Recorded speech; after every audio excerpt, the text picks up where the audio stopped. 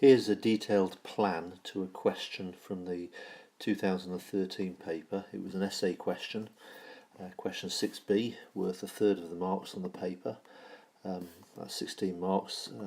Remember the timing on that, 1.5 minutes per mark, that's 24 minutes. So you're looking at an overview of the answer here, just to give you some sort of idea of the length and the number of paragraphs that you would need. Anyway, the question is this. The interpretation that you've given is: Hitler became Chancellor in January 1933 because he had so much support from the German people. Do you agree? Explain your answer. So, how would you tackle that? Well, first of all, just remember the basic principles. What you're given in the essay question is you're given an interpretation by a historian.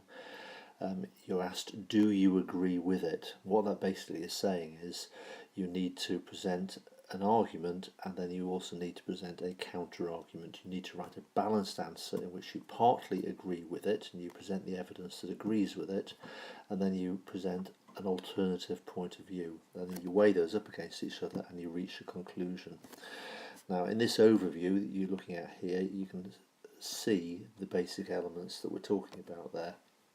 So the argument, you remember, always make sure that the first half, in fact just over the first half of your answer, presents the argument. In other words, you are presenting the evidence that supports the point of view that is put across in the question.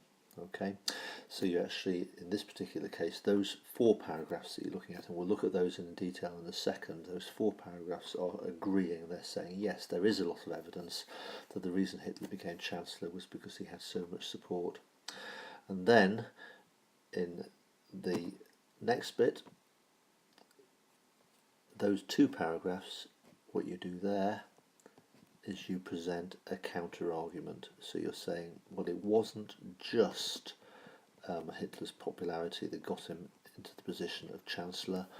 There were other factors as well, and you explore what those other factors are. So having weighed one up against the other, the argument versus the counter argument, you then reach a conclusion in which you put forward your own overall judgment.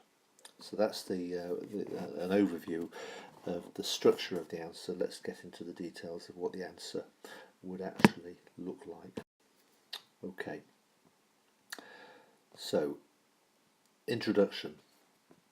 Key thing you really want to point out here is that Hitler became Chancellor on the 30th of January. Always hit that date. Okay, that's obviously really, really important. So the 30th of January 1933. And yes, they were the most popular party. The Nazis were the largest party. There had been an election 2 months earlier in November 1932, and the Nazis had got 33%, 1/3 of the vote, which made them the largest political party in the Reichstag. But what you're doing in the introduction is you're setting up your discussion. You want to point out that although they were the largest party, they did not have a majority, and also their vote was on the decline. There had been early elections in July 1932 when the Nazis had actually had more votes, so their vote had slipped from 37% to 33%. That's an important point to make. Okay, so you then move into the next 3 paragraphs, which is your argument. You're developing a point. Yes, their popularity was an important factor. So there are 3 main things you want to put across. Now again, as always, remember the key thing is those topic sentences. So if you can't write fast, don't worry too much about the development that is on the right hand side. Try to get some of those points into each paragraph, but the key thing is that the topic sentences on the left hand side there. So the first major paragraph, you say, yes, the Nazis were more popular than any other political party. Okay, so show knowledge of that. November 1932, they won 196 seats. That was 1/3 of the vote. The second largest party, the Social Democrats, only got 20% of the vote. So they were significantly the largest party in the Reichstag. And what you then do, that's paragraph 2, and then in paragraph 3 and 4, what you're doing here is you're developing, showing knowledge about who the voters were. And the paragraph 3 focus in on the German middle classes. They were the main voters for the Nazis more than any other social group. And what you've got to do is obviously explain why the middle classes voted for the Nazis.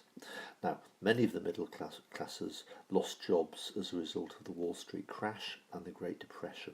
But the main factor, the main reason why the middle classes voted for the Nazis is the middle classes were terrified of a communist revolution.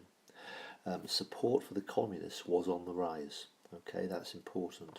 17% of the vote in November 1932 were for the Communist Party, and the middle classes were desperately afraid that the communists might take power, there might be a communist revolution.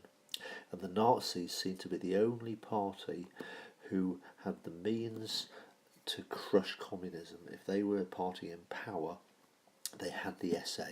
They were seen by the middle classes to be a party of action, not words. And so the middle classes were very attracted to the Nazi promise of creating national unity and restoring law and order after the crisis years of the Great Depression. You then move into paragraph 4, and the point you want to make there is the Nazis were not just a party of the middle classes, they had breadth of popular support. They had popular support that cut across the whole spectrum from a range of other social groups. And that was very different from the other parties. All the other parties had very narrow support only from one particular social group. So, for example, the SPD, the Social Democrats, only got support from the working classes. The German nationalists only got support from the upper classes, and so on. Whereas the Nazis cut across and developed that by pointing out, for example, they were very popular with the rural classes. Farmers had been hit by the Depression, women who were attracted to Nazi traditional values, young people who were attracted because they were a party of action, and even some working class people, although they were mainly supporters of the communists and the SPD. The Nazis offered a different form of they promised socialism that could be nationalistic, that could be patriotic, which was very appealing to some working class as well. So that's the argument.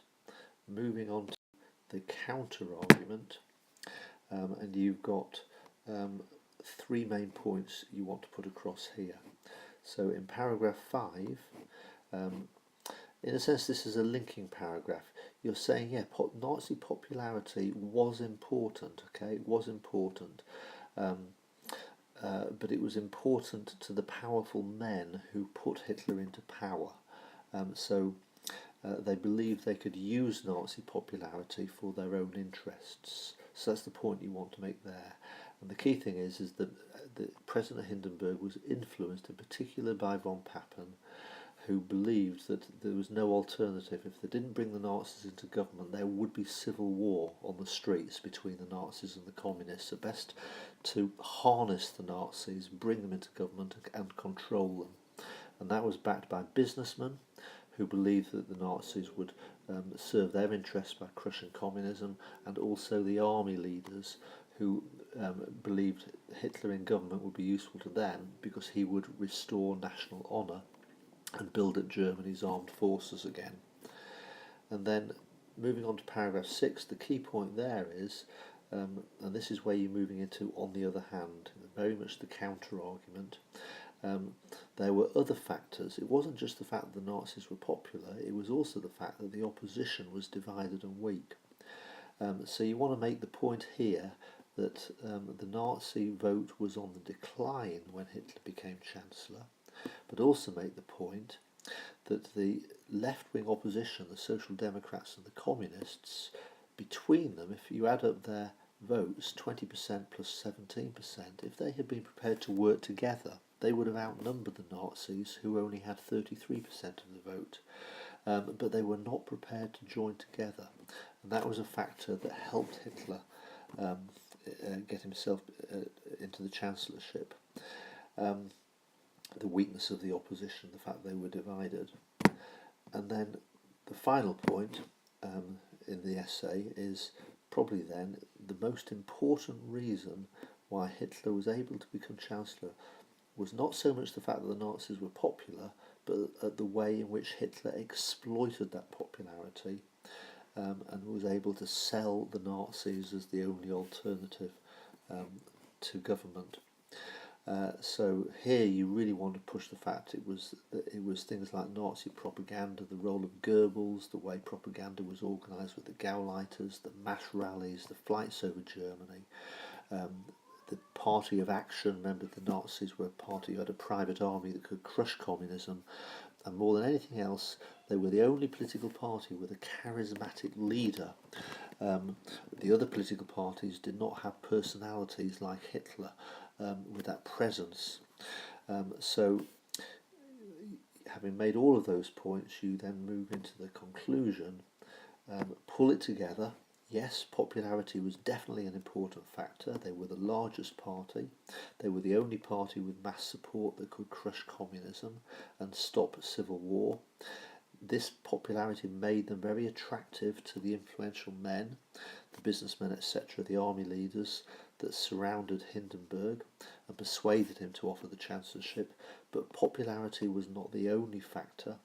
The opposition were divided. They could have outnumbered if they had worked together, but in the final analysis, it was Hitler's political skills at exploiting his popularity that was the most important factor. Okay, so a lot to think about there, but that's a very, very useful essay model answer for you to use. It could very easily be adapted to and be used for a whole range of other essay questions on this particular topic. Hope that was useful to you.